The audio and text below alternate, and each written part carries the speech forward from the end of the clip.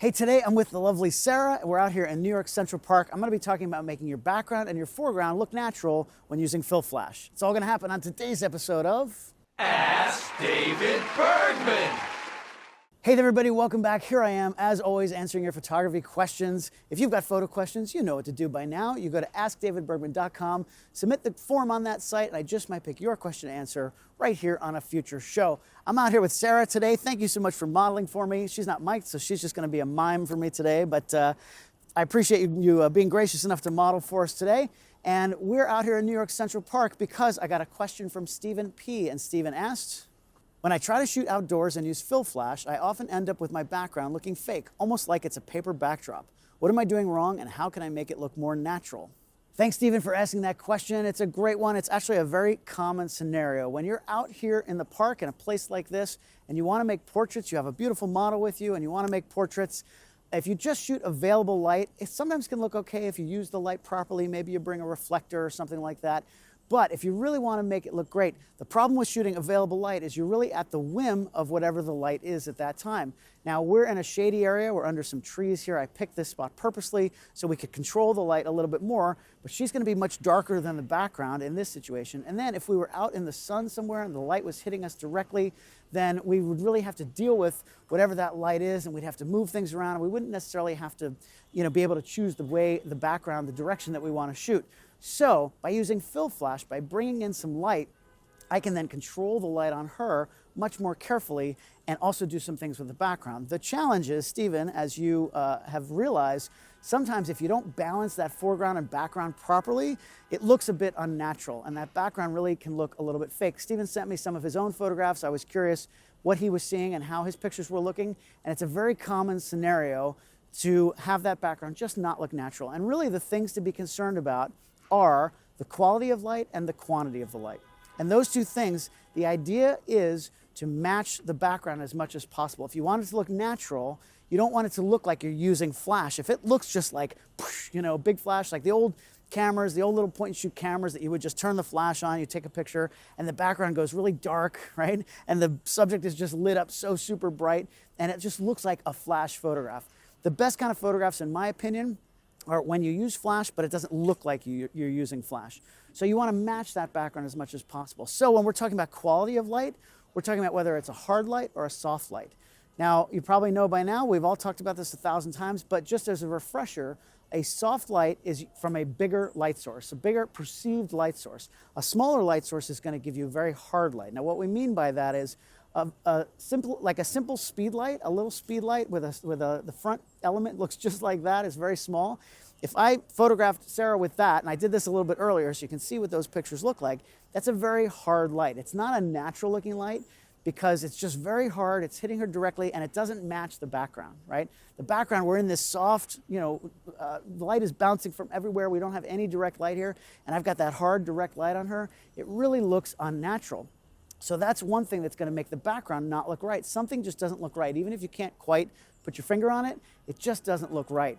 So in this case, in this environment, I want to soften that light. So what I'm going to do is go here and bring in my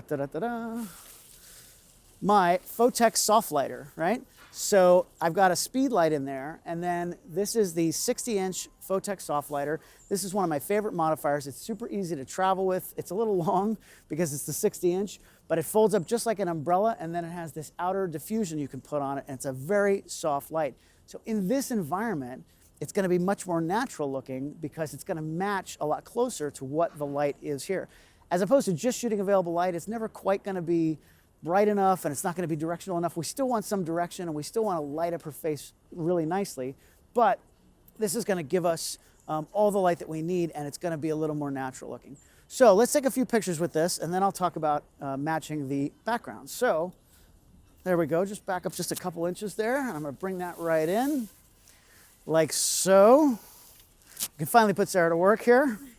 And I'm going to turn on, of course, I'm using my EOS R5, my Canon EOS R5 with the 24-70 2.8 lens. I've got the STE3 transmitter on here and the 600EX RT Speedlite in that modifier, in that SoftLighter. So I'm also shooting at 100 ISO because I got plenty of light coming out of this, so I can lower my ISO. I'm at 200th of a second shutter speed, which is my flashing speed, and I'm at 2.8 aperture, which is how I want my depth of field to look, all right? So let's just say, take a couple quick frames, and Sarah is a beautiful professional model, so I don't have to do much as far as posing her. Good, a couple more. Excellent, last one. Perfect. And you can see, looking at those, that the light on her looks great, right? Because it's actually nice and bright, it's very soft. The background's a bit dark though, right? So I'm gonna do a couple of things, right? Now we've worked on the quality of the light, but now we need to work on the quantity. So the first thing I'm gonna do actually is I'm gonna turn this light down a little bit, because one of the things is if this light is too bright, then it starts to really look like flash. So I'm using ETTL through my wireless transmitter here. So what I'm gonna do is I'm gonna use flash exposure compensation. And I'm gonna dial this thing down, I don't know, 2/3 of a stop, maybe a whole stop. I'm gonna go 2/3 of a stop, right? And I'm gonna take a few more pictures and we can see how that looks. And great, 2 more, perfect, last one, awesome. And so now you can see compared to the other one, it's just a little bit darker, just a tiny little bit. That's the first step to making it look a little more natural. Now that background is still way too dark. And if we wanna match this and have it not look like I'm shooting with flash, I need to brighten up that background. So if I turn the flash off, I'm gonna change my ISO now. I'm gonna go from 100 to 500. Now let's go to 640, right? 640 is gonna brighten up my background quite a bit. I have not changed my shutter speed or my aperture, but I'm gonna brighten up the background. Now no flash, just available light, and perfect, good. And you can see how that looks. Now my background looks great, but now she's a little bit underexposed. So now I'm gonna turn my flash on, back on. Remember, I'm at 2/3 of a stop down with the ETTL flash exposure compensation. And this should be our golden shot here. Great, couple more. Now Sarah's gonna work it a little bit. Good, excellent. 2 more frames, good. 1 more, last one, perfect. And there you go. And you can see now we're really cooking with gas. That looks very natural. That background is bright enough that it matches the foreground. We're just kissing in some light here. We're not overpowering the scene.